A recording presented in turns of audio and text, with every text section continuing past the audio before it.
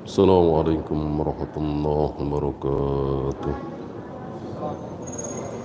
إن الحمد لله نحمده ونستعينه ونستغفره ونعوذ بالله من شرور أنفسنا ومن سيئات أعمالنا. من يهده الله فلا مضل له ومن يضلل فلا هادي له. أشهد أن لا إله إلا الله وحده لا شريك له وأشهد أن محمدا عبده ورسوله وبعد. Kita sampai hadis kedua. Wa'an ummil mu'minin, dari ibunya orang-orang mukmin. Ini laqab, panggilan, gelar untuk istri-istri Nabi sallallahu alaihi wasallam. Seluruh istri Nabi menjadi ibunya kaum muslimin. Maka janda-janda Nabi haram dinikah oleh siapapun. Ketika Nabi wafat, seluruh istri-istri beliau haram dinikahi oleh siapapun. Karena seluruh kaum muslimin dianggap anak mereka. Kan tidak boleh anak nikah dengan ibunya. Mahram kan? Di sini jawaban orang yang mengatakan bahwa boleh safar tanpa mahram. Mana dalil? Aisyah sepeninggal Nabi, sepeninggal Abu Bakar, bahkan sepeninggal Umar, pernah satu ketika Aisyah pergi haji tanpa mahram, tanpa ayah beliau sudah wafat, tanpa abang, tanpa suami beliau Rasulullah sudah wafat, beliau tanpa mahram. Dari situ sebagian ulama berpendapat berarti boleh safar tanpa mahram. Kan tidak mungkin Aisyah melanggar dalil. Mereka lupa bahwa seluruh laki-laki yang berhaji bersama beliau, bersama Aisyah adalah mahram beliau, putra beliau, karena beliau dianggap ibu. Ya. Maka ulama yang berpendapat bahwa boleh wanita safar tanpa mahram lemah sekali pendapatnya. Yang kuat wajib, bahkan taruhannya beriman kepada Allah dan hari akhir.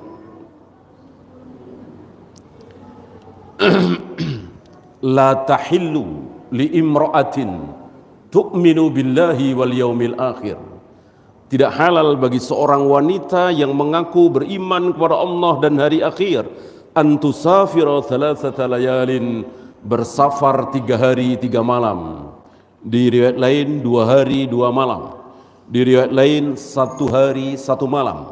Wa laisa ma'aha dhu mahramin, tanpa seorang mahram. Tidak halal berarti haram.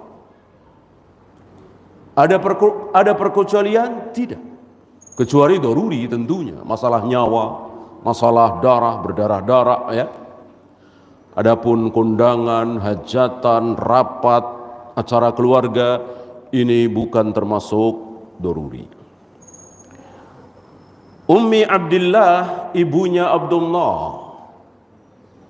Aisyah terkenal dengan kunyah Ummu Abdillah, ibunya Abdullah. Padahal apa kemarin sudah kita singgung dikit, Aisyah tidak punya anak, tidak punya Abdullah. Abdullah bukan anak beliau. Abdullah anak siapa kemarin? Asma. Jadi keponakan Aisyah. Asma dengan Aisyah kan kakak beradik. Ya. Asma istrinya siapa? Zubair bin Awwam, salah seorang sahabat, satu di antara 10 sahabat yang dijamin masuk surga. Ya. Berarti boleh berkunyah dengan keponakan.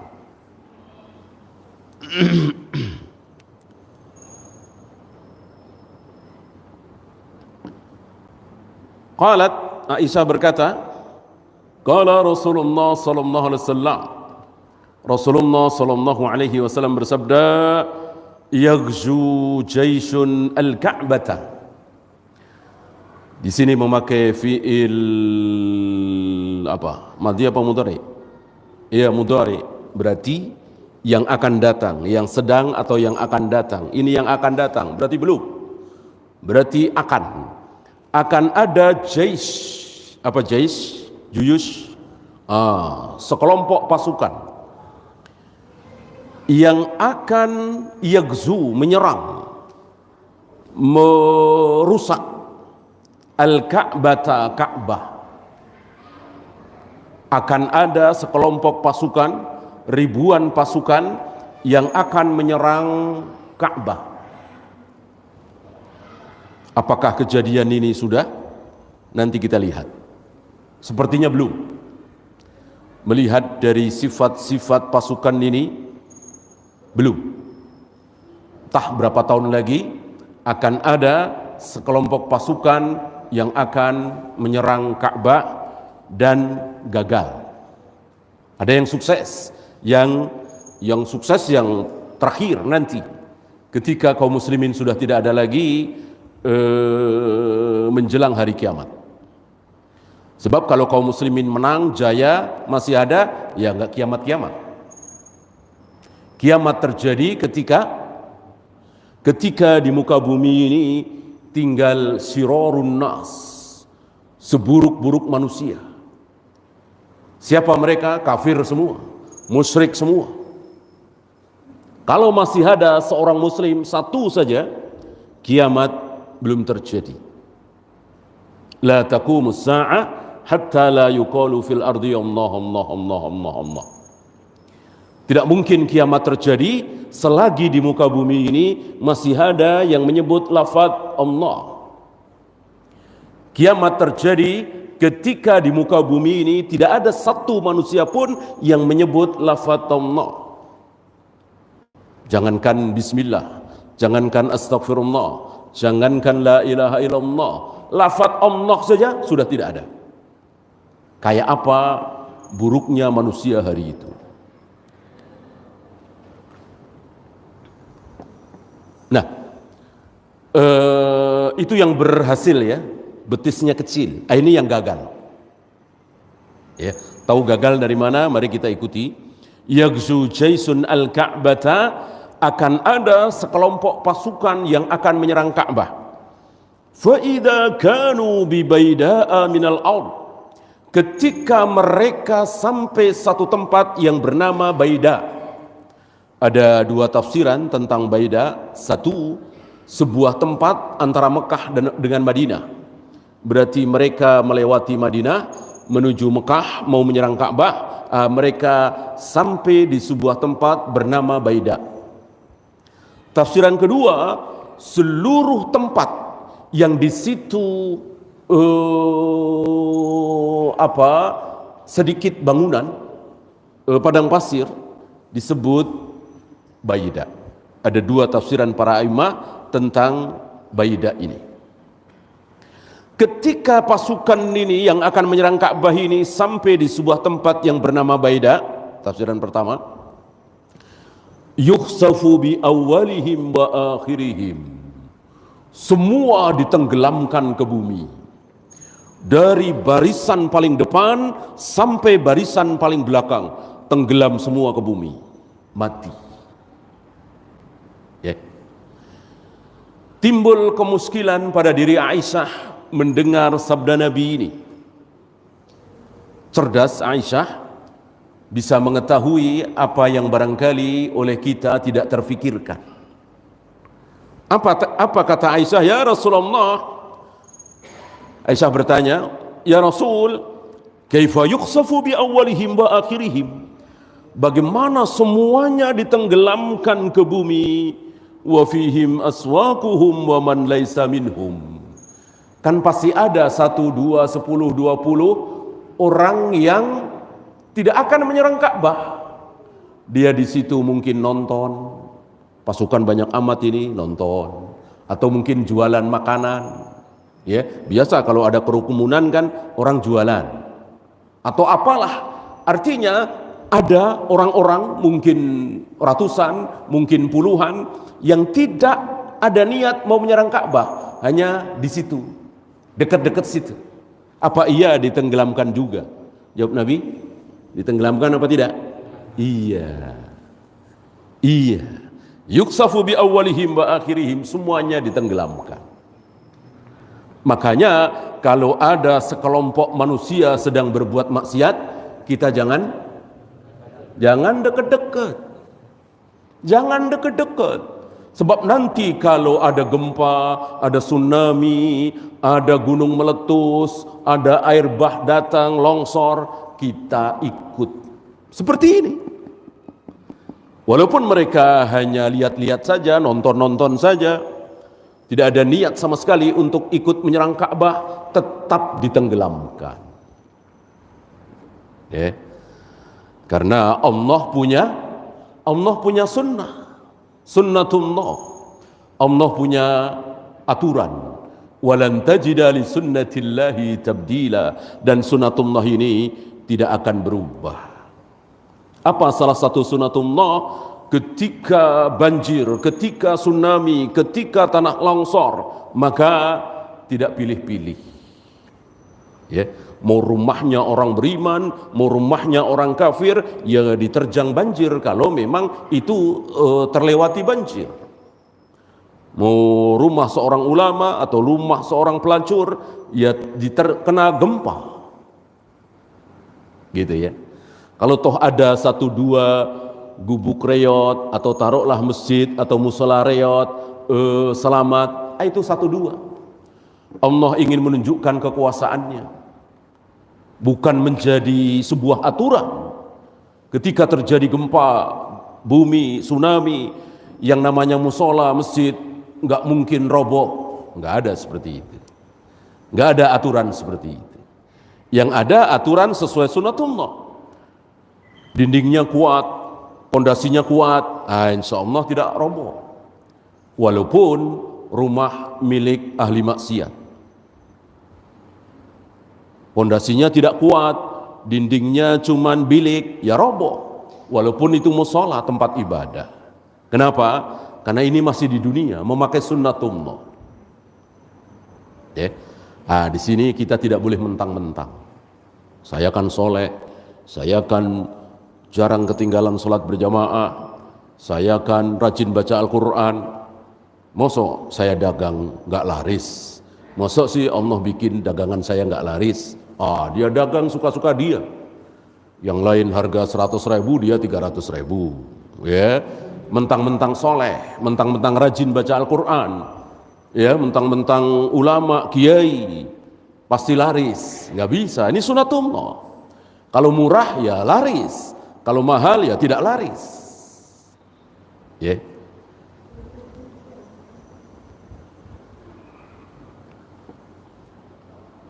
Oleh karena itu, ketika Allah akan mengazab umatnya Nabi Lut malam itu, Nabi Lut dan sahabat-sahabatnya disuruh apa? Disuruh meninggalkan negeri Sodom itu, ya, sebelum subuh. Kan bisa saja Allah maha pandai, Allah maha kuasa, udah nggak usah pergi. Batu-batu yang turun dari langit bisa memilih mana ini kepalanya Nabi Lut, mana ini kepalanya orang-orang ahli maksiat. Allah perintahkan untuk tidak menimpa orang-orang soleh. Mudah, tapi nggak mau. Allah punya sunnatullah yang tidak akan berubah. Walan tajida li sunnatillahi tabdila. Sunnatullah tidak akan berubah. Maka walaupun Nabi Lut masih berlaku sunnatullah, tinggalkan dulu negeri maksiat ini sebelum subuh. Dan jangan menengok ke belakang. Istrinya menengok ke belakang karena memang ada rasa kecintaan kepada ahli maksiat itu. maka binasalah dia, dan selamatnyalah Nabi Lut dan sahabat-sahabatnya yang beriman. Ya. Nabi Lut saja masih berlaku sunatullah, apalagi kita. Maka sekali lagi, dalam usaha, dalam jualan, dalam berdagang dan seterusnya, ikuti sunnatullah. Jangan mentang-mentang. Ya. Bahwa Allah akan melapangkan rizki kita ketika kita rajin sedekah, betul. Bahwa Allah akan melapangkan rizki kita ketika kita rajin silaturahim, betul. Ketika kita berdoa, betul. Tapi jangan lupa sunnatullah tetap berlaku. Ya. Itu di dunia, ambles semua, mati semua. Walaupun tidak ada niat mau menyerang Ka'bah. Tapi bagaimana di akhirat? Di akhirat beda. Tsumma yub'atsuna 'ala niyatihim. Nanti mereka akan dibangkitkan berdasarkan niat mereka. Oh, si A ini mati dalam keadaan ingin menyerang Ka'bah. Si B ini mati dalam keadaan tidak akan menyerang Ka'bah, walaupun mereka berdua sama-sama senasib ambles ke bumi itu. Ya. Karena seseorang kelak akan dibangkitkan dalam keadaan bagaimana dia mati. Ya. Maka ada orang yang dibangkitkan dalam keadaan statusnya sebagai mati sedang minum khamar, mati sedang baca Al-Quran, mati sedang sujud, mati sedang korupsi, mati sedang berbuat maksiat. Ya. Dan biasakan kita berbuat taat. Karena biasanya seseorang akan dimatikan oleh Allah dalam keadaan keseharian dia. Ya. Maka jarang kita temui seorang ahli maksiat lalu dia baru coba-coba sholat, mati dalam keadaan sholat. Ini tidak mustahil, tapi jarang kita dapati. Orang-orang saudara-saudara kita yang mati dalam keadaan sholat, kita lihat bagaimana kehidupan mereka sehari-hari. Karena bertahun-tahun dia menjaga sholat berjamaah, bertahun-tahun dia menjaga jangan sampai tertinggal sholat berjamaah. Allah matikan dia dalam keadaan sujud misalnya. Ya. Ya. Muttafaqun alaih. Di sini sahih riwayat Imam Bukhari dan Muslim. Ada lumayan banyak ini, ada 5 fawaid. Yang pertama,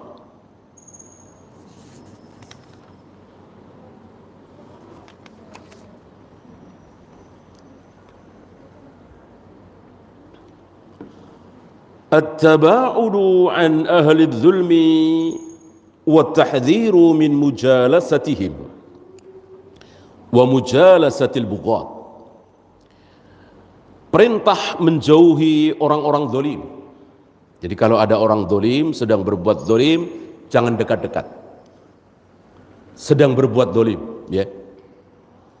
Sedang berbuat maksiat, bukan status dia. Status dia koruptor misalnya, status dia kerjaan dia pegawai riba misalnya, kerjaan dia, status dia pelacur misalnya. Lalu kita duduk dekat di angkot misalnya atau depan masjid ngobrol sesuatu, bolehkah? Tentu boleh. Yang tidak boleh itu ketika dia sedang korupsi, ketika dia sedang minum khamar, ketika dia sedang berjudi, kita dekat-dekat di situ. Ini yang haram, tidak boleh.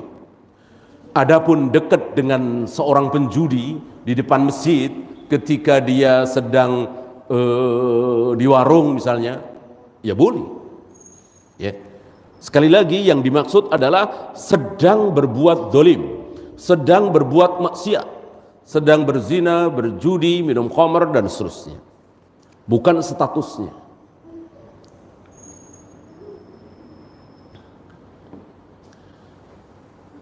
Wa mujalasatil bughat, begitu juga bughat. Tahu bughat? Bugot sering disebut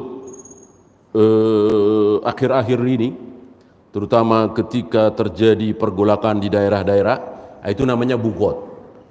Ya, seperti OPM tuh bugot, GAM bugot, apalagi dulu Permesta dulu bugot, RMS bugot, DI, TII bugot, mau mengatasnamakan Islam, mau mengatasnamakan kafir ketika memberontak terhadap pemerintahan kaum muslimin. Indonesia ini kan pemerintahan kaum muslimin. Beda dengan Jepang, Jerman, Inggris, Prancis, itu pemerintahan kafir. Indonesia pemerintahan Islam. Indonesia, Malaysia, Brunei, Yaman, Saudi, Mesir, ini pemerintahan kaum muslimin. Ya. Pernah presiden Indonesia kafir? Belum. Belum. Sama dengan pemimpin Saudi, raja Saudi, presiden Mesir, ya, Malaysia, nggak ada yang kafir. Muslim semua. Beda dengan Jepang, Inggris, Prancis, Jerman. Presidennya pernah muslim? Nggak ada, kafir semua. Ya, maka negara kafir itu. Jepang, Amerika, Inggris, Prancis, Jerman itu negara kafir. Indonesia bukan negara kafir. Kalau Indonesia negara kafir, haram kita tinggal di Indonesia. Nabi mengatakan, inni bari'um minal muslim ya'isu bainal kafirin. Aku berlepas diri dari seorang muslim yang hidup di tengah-tengah negeri kafir. Kita sengaja hidup di Jepang, Jerman, Inggris tanpa alasan. Nabi berlepas diri.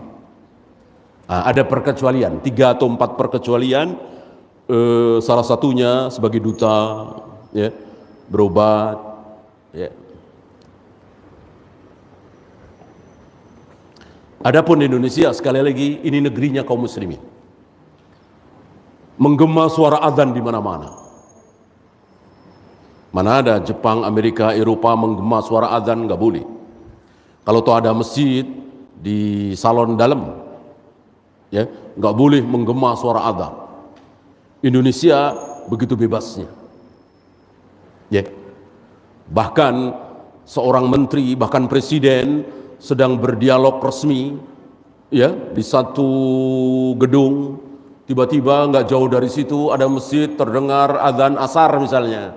Berani menghentikan? Nggak berani. Walaupun presiden, walaupun menteri. Malah banyak di antara presiden, menteri, bahkan orang kafir sekaligus ketika dia public figure atau pejabat menghormati, diam dulu.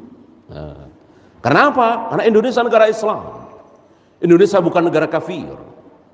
Hanya orang-orang bodoh yang mengatakan Indonesia ini negara kafir. Ya. Dan untuk membedakan mana negara muslim, mana negara kafir, itu dengan suara azan. Kata siapa? Kata Nabi SAW. Nabi ketika mau menyerang satu negeri musuh menjelang subuh, maka beliau tunggu sampai waktu subuh datang. Terdengar suara azan apa tidak?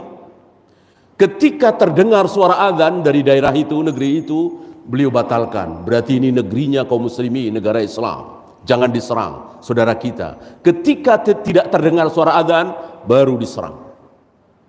Berarti Nabi membedakan mana negeri muslim, mana negeri kafir, itu dengan menggemanya suara azan.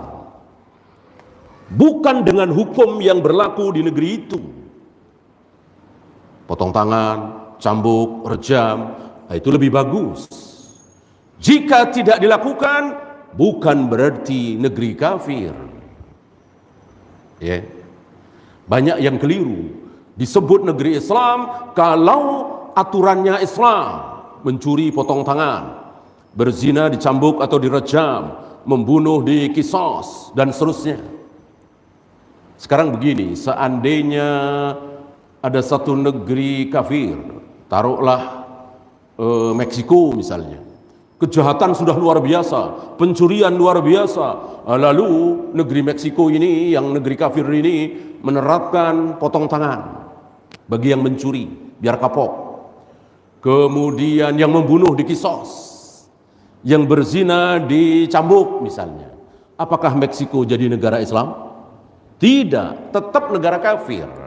Karena Islam dan kafir terletak, perbedaan Islam dengan kafir terletak di mana? La ilaha illallah. Lafaz terbesar dalam azan, la ilaha illallah. Itu membedakan mana muslim, mana kafir. Bukan rejam, bukan potong tangan, itu bagian kesempurnaan. Karena negara Islam sama dengan orang Islam, sama dengan orang muslim. Orang muslim ada yang sempurna. Apa? Salat, puasa, zakat, haji, jauh dari zina, khamar, judi, sempurna. Ada seorang muslim salat, puasa tapi enggak haji, padahal dia mampu puasa Ramadan bolong-bolong. Muslim apa kafir? Muslim. Muslim yang tidak sempurna. Ada yang salat, puasa, zakat, haji, kadang-kadang minum khamar, kadang-kadang berjudi. Muslim apa kafir? Muslim, belum kafir. Muslim dan kafir terletak di akidah la ilaha illallah, bukan di fikihnya. Ya, kecuali dia meyakini salat tidak wajib, zina halal, khamar halal, ya udah itu jelas. Ya, saya kira tidak ada seorang muslim yang nekat menghalalkan zina, menghalalkan judi, mengatakan salat tidak wajib. Saya kira tidak ada.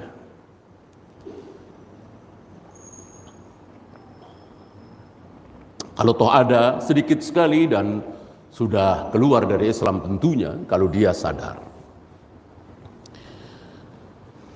Nah, maka sekali lagi jangan sampai kita terkena subhat faham takfiri yang terlalu mudah mengkafirkan sesama muslim. Ya, karena sekali lagi seorang muslim itu ada yang sempurna, ada yang tidak sempurna. Begitu juga negara Islam ada yang sempurna seperti Saudi misalnya. Begitu azan luar biasa, berbondong-bondong salat berjamaah, toko-toko ditutup, dagangan ditinggalkan. Mencuri dipotong tangannya, membunuh dikisos dan seterusnya. Di negeri kita atau Malaysia atau Yaman misalnya atau Mesir kurang begitu sempurna, tetap muslim. Ya. Sama dengan manusia, manusia yang sempurna itu kan ada kepalanya, rambutnya, kakinya dua, tangannya dua, sempurna. Ada orang kakinya cuma satu, tangannya cuma satu, masih disebut orang bukan? Masih, ya. Itu kakinya cuma satu, bukan orang itu, ya. Padahal jelas orang itu, manusia. Ya. Begitu juga negara Islam, negaranya kaum muslimin, ada yang sempurna, ada yang tidak. Tinggal perbaiki aja yang tidak sempurna. Nah, negeri Islam seperti Indonesia ini, lalu ada yang memberontak, bugot, maka wajib diperangi. Mau mengatasnamakan Islam, Kristen, Buddha, Hindu, atau kedaerahan, GAM misalnya, ya, berhak bagi penguasa untuk memerangi, membunuh mereka, halal darahnya. Ya. Maka kata Nabi alaihi salatu wassalam, seandainya sudah dibaiat seorang pemimpin, dibaiat itu ya sudah menjadi presiden, sudah menjadi raja muslim, sudah menjadi amirul mukminin, sudah menjadi khalifah. Lalu setahun kemudian, 2 tahun kemudian, ada lagi yang dibaiat menyaingi. Maka, nah dengar hadis ini, bunuhlah yang kedua ini. Bunuhlah yang kedua ini. Enggak boleh ada khalifah dua, enggak boleh ada pemimpin dua, presiden dua, raja dua di satu negeri. Ya. Maka pemerintah tidak boleh takut-takut, tidak perlu sungkan-sungkan untuk memerangi, menghabisi para bugot itu, para pemberontak itu, mau mengatasnamakan Islam, mau mengatasnamakan agama lain, sama.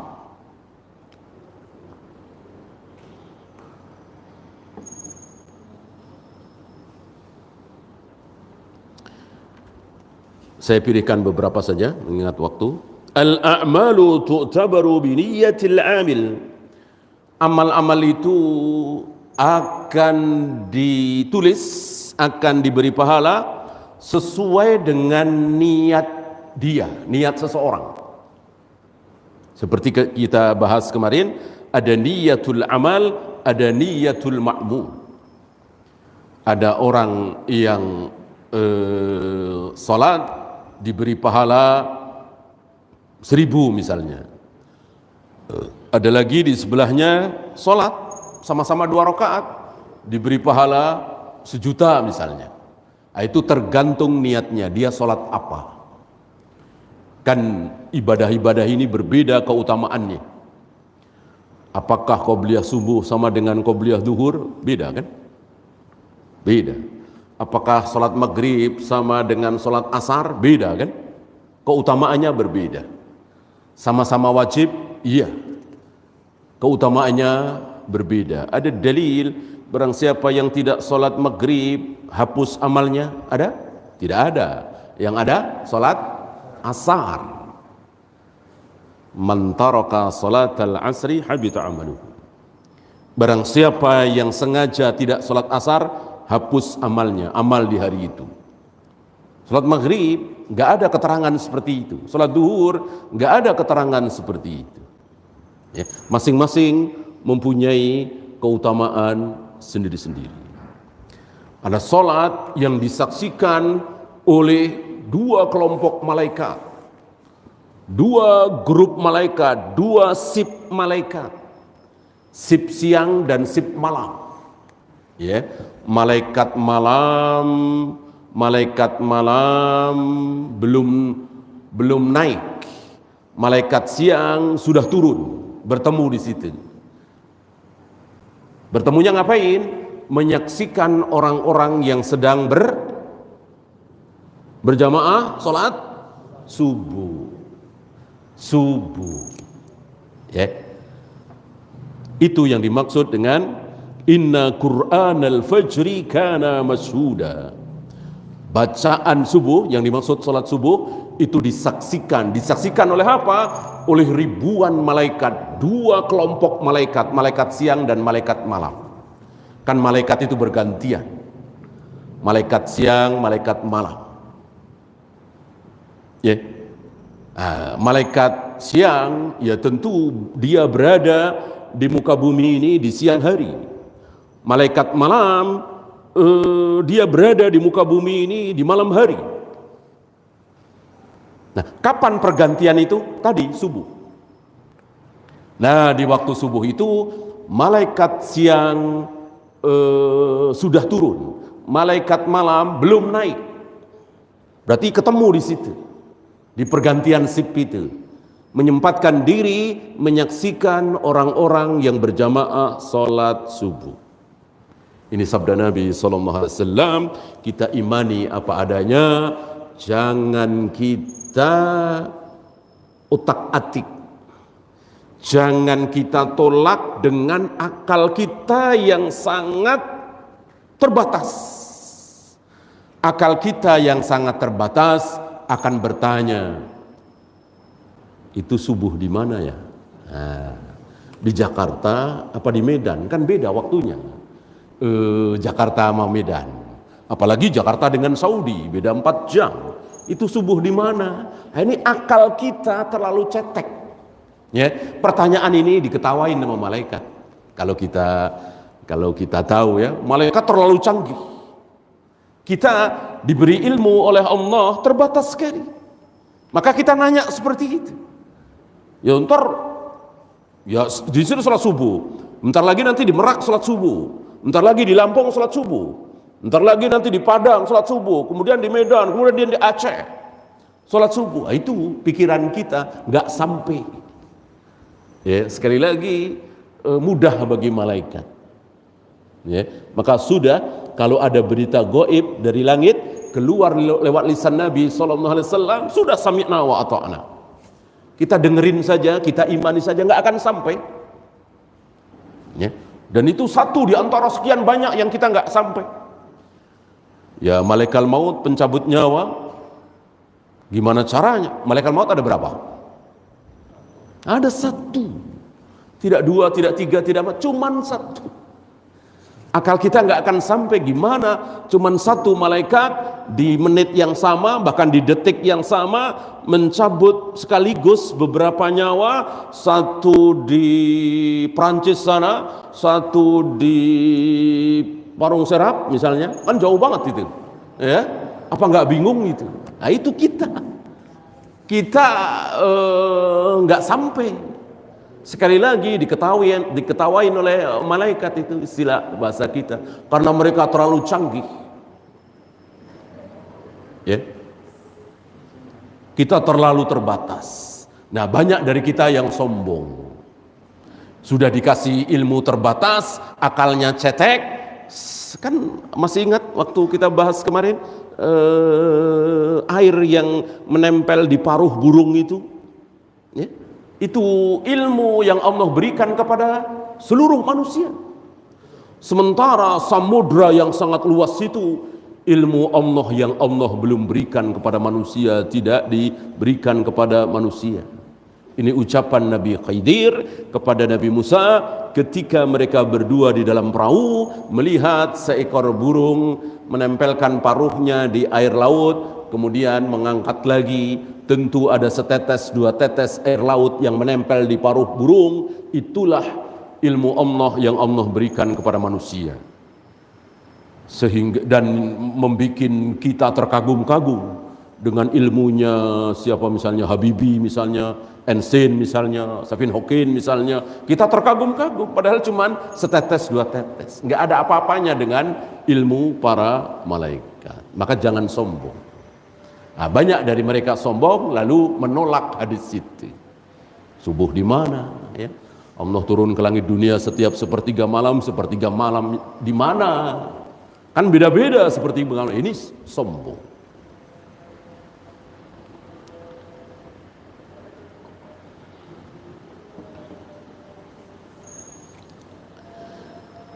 Ikhbarur Rasuli sallallahu alaihi wasallam bil mugibat. Rasul sallallahu alaihi wasallam mengkhabarkan, memberitahukan hal-hal yang gaib. Apakah dengan demikian Rasul mengetahui hal yang gaib? Rasul mengetahui ilmu gaib? Tidak. Loh, ini kan tahu, ia diberitahu oleh Allah. Kalau Allah tidak ngasih tahu, nggak tahu beliau. Nggak tahu. Ya. Jangankan orang lain, ya. Dibohongi sama dua istrinya, beliau nggak tahu. Beliau nggak tahu. Ya. Beliau pernah dibohongi oleh dua istrinya, kan? Peristiwa apa? Masih ingat? Peristiwa madu. Ya. Ketika biasa beliau habis asar sampai menunggu maghrib, kan beliau mengunjungi istri-istri beliau. Ya.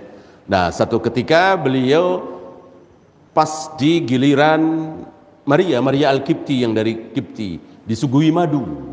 Nah, setelah Maria, Aisyah, ya, ditunggu oleh Aisyah lama sekali, nggak keluar, nggak datang gitu. Karena memang disuguhi madu, kesukaan Nabi minum madu, ya mungkin agak lama. Aisyah, ya namanya istri ya, agak jengkel, maka membohongi Nabi. Ya. Dan agar Nabi yakin, Aisyah ngajak Hafsah untuk bohong bahwa mulutmu ya Rasul bau magofir. Magofir itu minuman waktu itu yang aromanya tidak sedap. Ya. Sementara Nabi paling tidak suka makanan minuman yang tidak sedap. Ya, beliau tidak mengharamkan tapi nggak suka. Ya, nggak kayak kita ya, yang bau-bau suka, jengkol, pete, durian, ya. Ya tapi halal. Nabi nggak suka walaupun halal. Enggak, aku minum madu. Gitu. Nah, sekali habis ke Aisyah, Hafsah diajak oleh Aisyah untuk berbohong juga. Ya Rasul, mulutmu bau magofir. Tambah kaget, tambah yakin. Berarti benar ini magofir. Maka Nabi mengharamkan madu. Turun surat At-Tahrim itu. Ya, ini dibohongi oleh istrinya, nggak tahu. Berarti nggak tahu hal yang gaib, nggak tahu ilmu gaib. Bagaimana hari ini ada seorang ustadz, kiai, ulama manapun tahu hal yang gaib? Ya tahu semua. Pokoknya asal nanya sama dia, yang nyuri siapa, dia pasti tahu. Ya, bajunya merah misalnya, pulangnya ke arah sono gitu ya. Tapi enggak juga sebut si Anu itu enggak berani dia. Nah, begitulah yang mengaku-ngaku tahu hal yang gaib. Nabi aja enggak tahu. Kalau diberitahu oleh Allah baru beliau tahu. Ya. Maka beliau diwajibkan oleh Allah untuk mengatakan, "Lau kuntu a'lamul ghaiba." Seandainya aku mengetahui ilmu gaib, lastaksartu minal khair. Pasti aku akan memperoleh kebaikan terus. Wa ma massaniyasu, aku tidak pernah memperoleh keburukan. Sementara berapa kali beliau memperoleh keburukan, sakit, terjungkal dari unta yang tiba-tiba ngamuk bersama istri beliau Sofia. Kalau beliau tahu ilmu gaib sebelum naik unta, tahu ini unta ini bakal ngamuk, jangan naik. Beliau nggak tahu. Ya, beliau kalah dalam perang Uhud. Kalau beliau tahu hal yang gaib sebelum perang Uhud, jangan berangkat karena akan kalah, dan seterusnya dan seterusnya. Nah, apa yang beliau ucapkan hal-hal gaib seperti diantaranya kisah tadi yang akan menyerang Ka'bah tadi, itu hanya diberitahu oleh Allah. Bukan beliau ngarang-ngarang, berpikir sendiri, ngotak-ngatik, tidak. Allah kasih tahu lewat Jibril, beliau ucapkan. Ya.